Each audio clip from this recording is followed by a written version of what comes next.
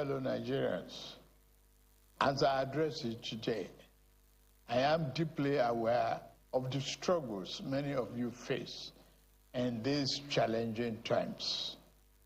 Our administration knows that many of you struggle with rising costs and the search for meaningful employment.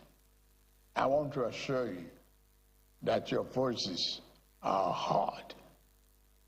As your president, I assure you that we are committed to finding sustainable solutions to alleviate the suffering of our citizens.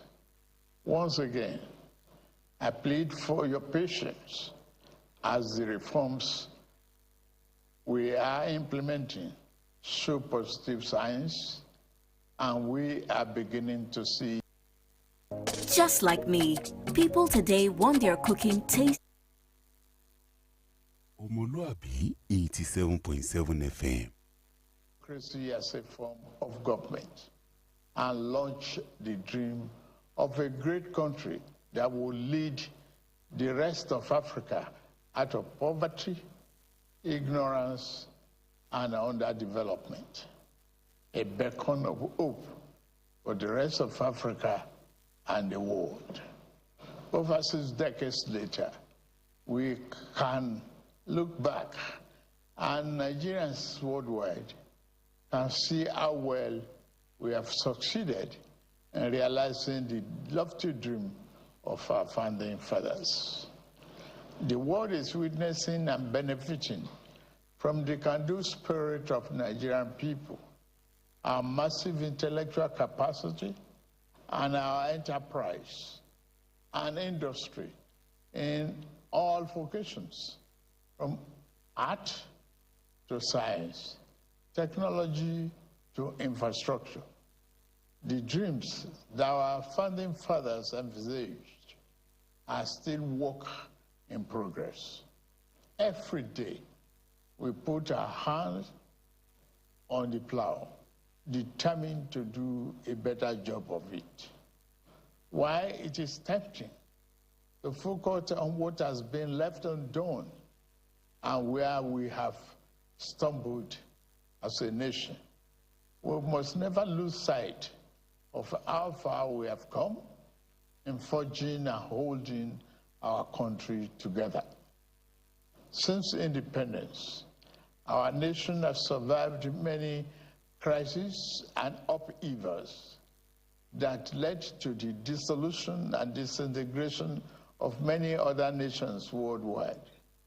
6 years after independence, our country descended into a political crisis that led to a bitter and unavoidable civil war. Since returning from the brink of that darkest moment, we have learned to embrace our diversity and manage our differences better as we continue to work towards engendering a more perfect union. Despite the many challenges that buffeted our country, we remain a strong, united, and viable sovereign nation. Dear compatriots, our independence anniversary gave us another chance to reflect on how far we have gone in our journey to nation building and to renew our commitment to building a better nation that will serve present and future generations of Nigerians. While we celebrate the progress we have made as people in the last 64 years, we must also recognize some of our missed opportunities and mistakes of the past if we are to become one of the greatest nations on earth, as God has destined us to be. Our mistake must not be followed into the future. My administration took over leadership of our country 16 months ago at a critical juncture. The economy faced many headwinds, and our physical security highly impaired. We found ourselves at a decent crossroad where we must choose between two paths: reform for progress and prosperity, or carry on the business as usual and collapse. We decided to reform our political economy and defense architecture. On the security front, I am happy to announce to you, my compatriots, that our administration is winning the war on terror and banditry. Our target is to eliminate all threats of Boko Haram, banditry, kidnapping for ransom, and the scourge of all forms of violent extremism. Within 1 year, our government has eliminated many Boko Haram and bandit commanders faster than ever. As of the last count, over 300 Boko Haram and bandit commanders have been eliminated by our gallant troops in the northeast, northwest, and some other part of the country. We have restored peace to hundreds of communities in the north, and thousands of our people have been able to return home.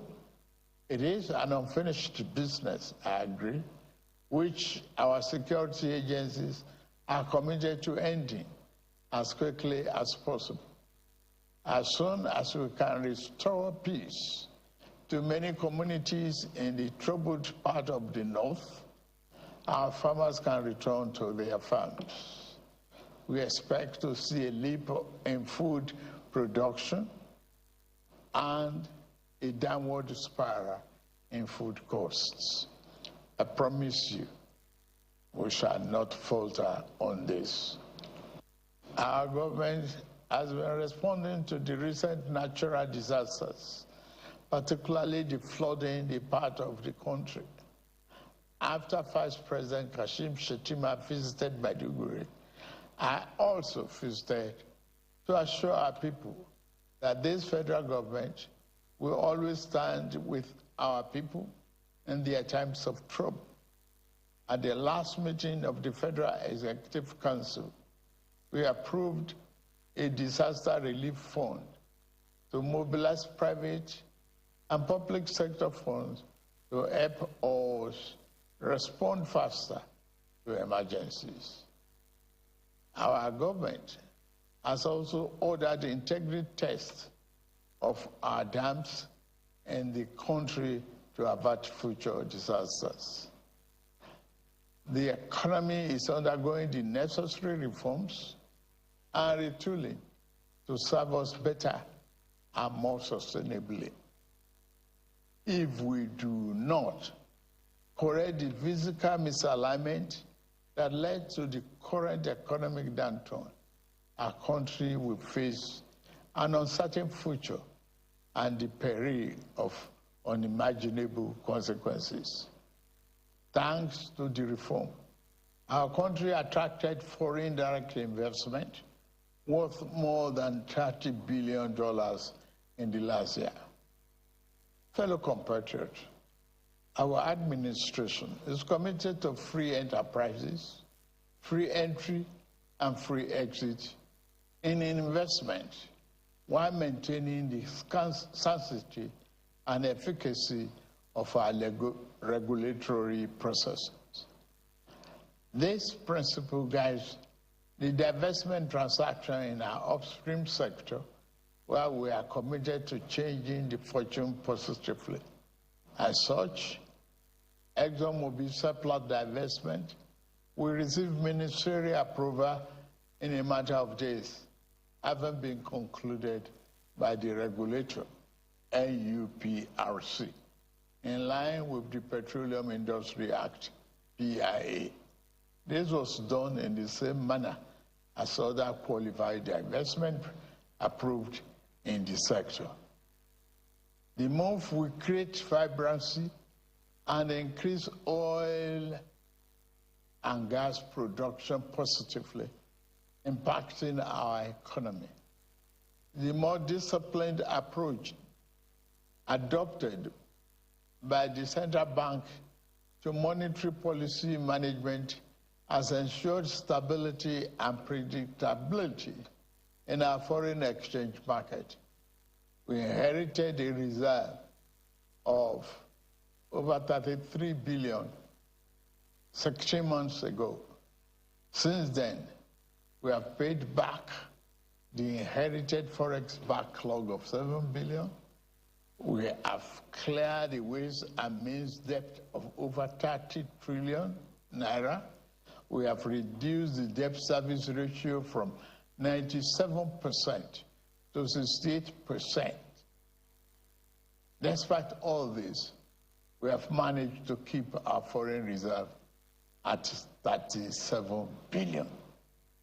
We continue to meet all our obligations and pay our bills. We are moving ahead with our fiscal policy reforms. We stimulate our productive capacity and create more jobs and prosperity. The Federal Executive Council approved the Economic Stabilization Bill, which will now be transmitted to the National Assembly.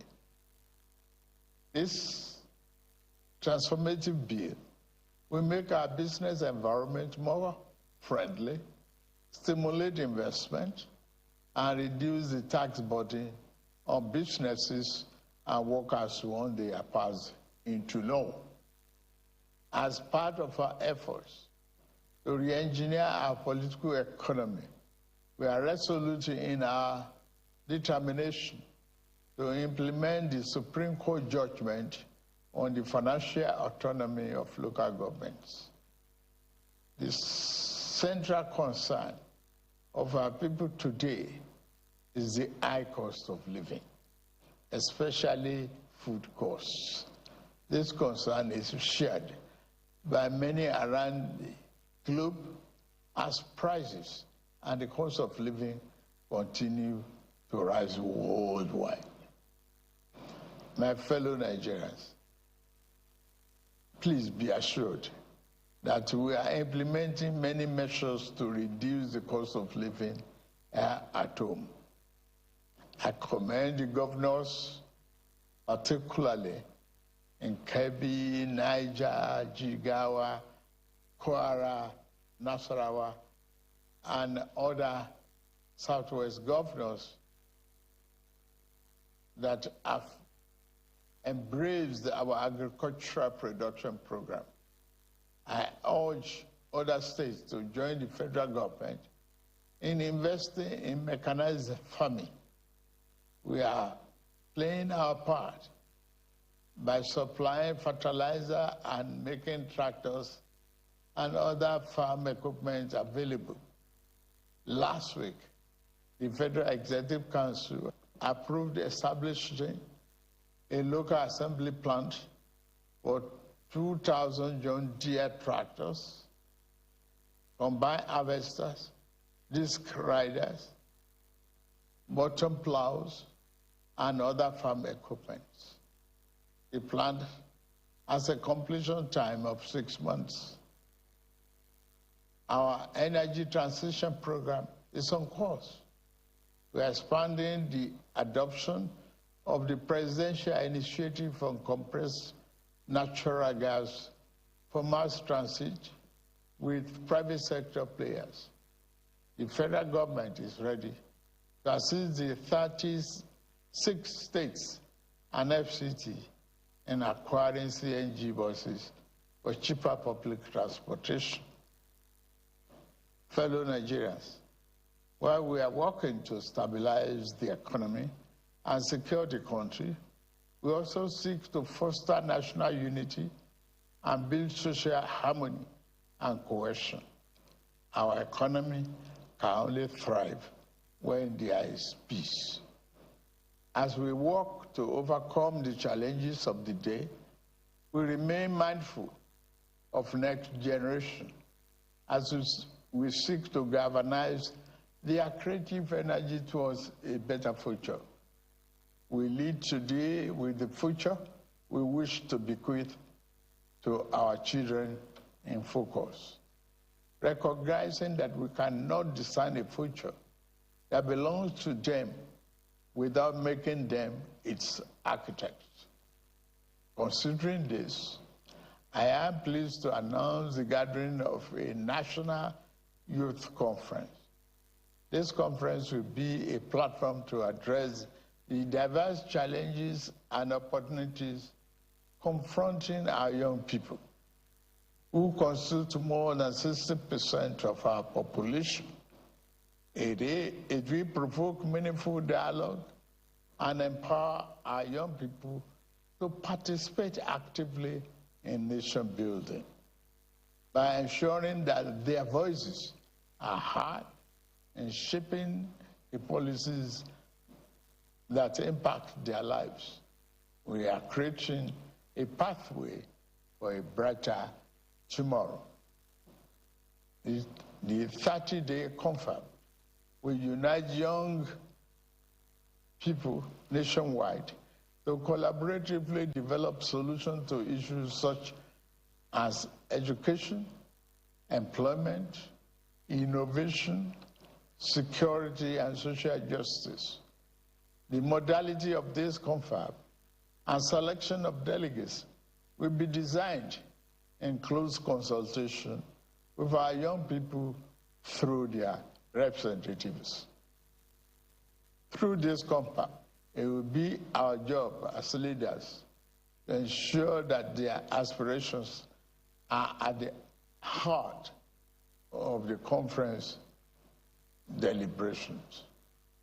The government will thoroughly consider and implement the recommendations and outcomes from this forum as we remain resolute in our mission to build a more inclusive, prosperous, and united Nigeria.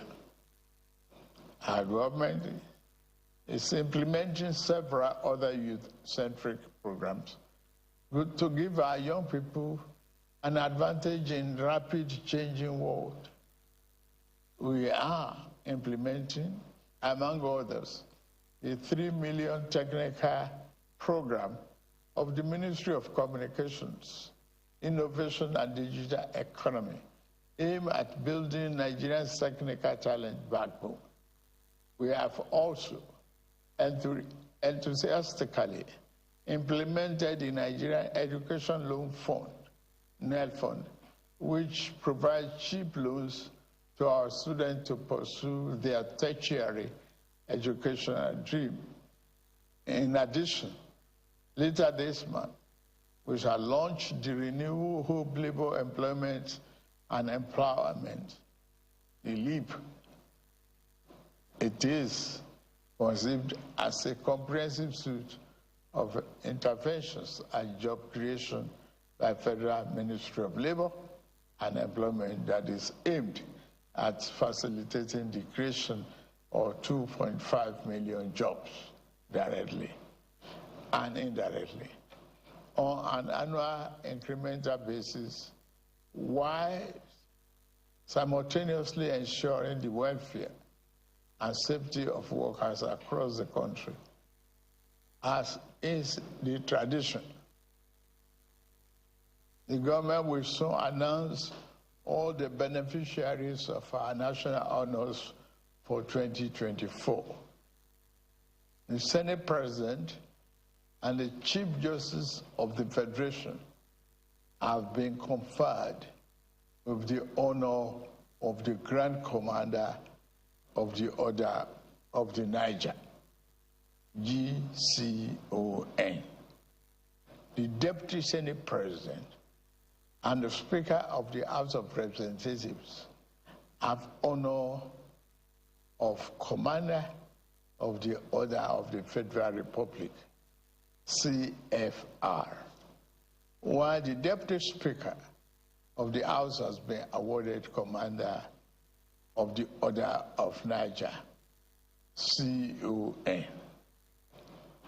Fellow Nigerians, better days are ahead of us. The challenge of the moment must always make us believe in ourselves. We are Nigerians, resilient and tenacious.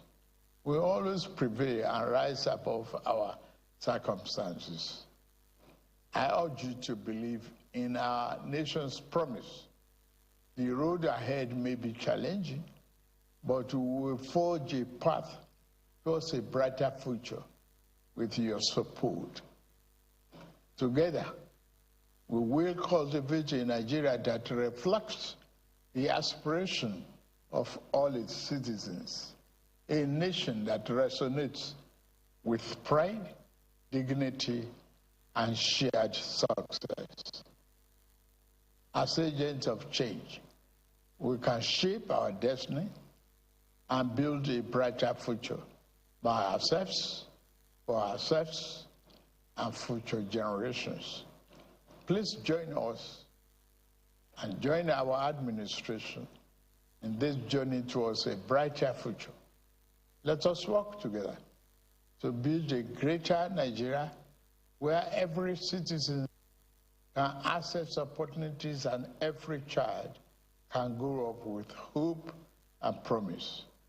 May God continue to bless our nation and keep members of our armed forces safe. Happy Independence Anniversary, fellow Nigerians.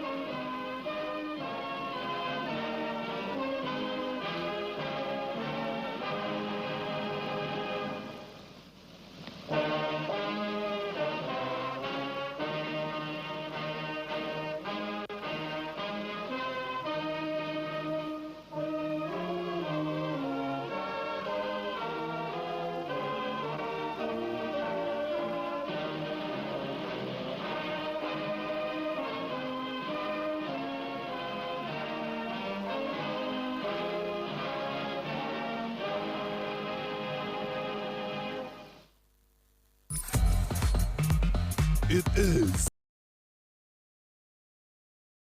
7.7 FM.